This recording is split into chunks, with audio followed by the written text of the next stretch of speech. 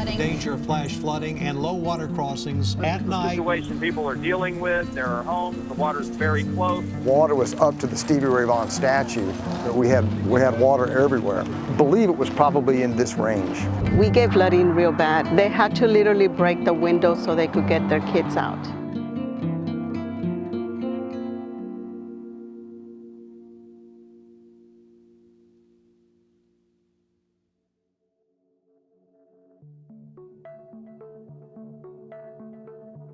The goal of Planet Texas as a whole is to look at, essentially how to make Texas resilient by 2050. And that can be seen in many ways, right? From the technical solution to hazards, to the engagement with the communities and the stakeholders, to the contribution of data sets. The goal of our flagship is to help Texans better prepare for climate-related natural hazards, flooding, heat, wildfire. Part of the logic of the flagships were to have an interdisciplinary set of leaders. So I'm a sociologist by training in the School of Public Policy. I study river networks, so physical networks that you can observe from space, from the field and everything else.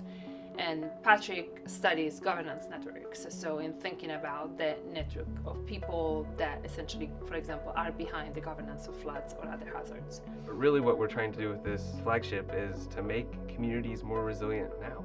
And this is a hard one in academia, but the measure of success for me in this project is to see actual change in these communities. How do we provide the type of information, the type of data that can advance community well-being, that can increase investment from state policymakers, from city policymakers, into these communities that have been historically underserved? This neighborhood is just a park that the city bought the homes after the floods. And a lot of the people were displaced. Some of them left out of town. Others are still here. All the people that used to live here that I know that have shared their stories about their losses. Preparedness that works, everybody needs to be connected. Not public works doing something and watershed doing another thing. Everybody needs to be connected. There's the things we work on that are very theoretical, but there's also direct products that are being used on the ground.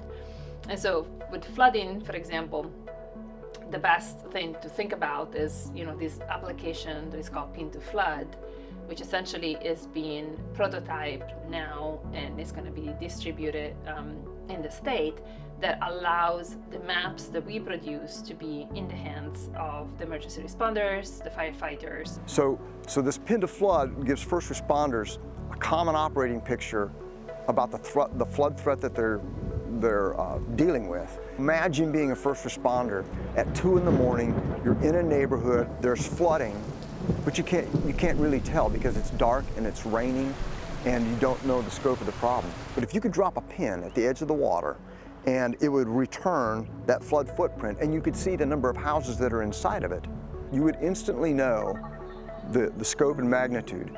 Then you know how to get in, get out, to evacuate people if you needed to, or if it's safer for them to stay at home. If I have a prediction now, can I give you within seconds a prediction of where the extent of the flood is? And we can do that. Is it the best solution? Is it the most accurate? No. But it's good for the use that we need right now. Right now we're having more conversations about preparing for the future.